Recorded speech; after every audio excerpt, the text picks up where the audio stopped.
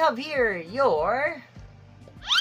Ooh, this is your Beyblade X Sino Calibur 360 GF or Gear Flex.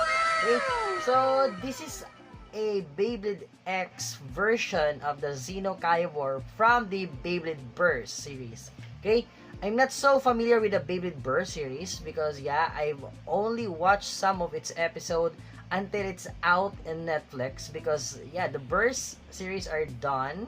I like the Burst. Yeah, I really like the Burst because it also has a little bit of physics on the first part, but in the middle and at the end, more on something magical powers. Yeah, also how they move. And now it's the Xeno Calibur, which is very known with this one-sided kind of attack ring. Yeah, it's called like an attack ring, but it's called Blade also now because it's in the Beyblade X series right now, or version rather.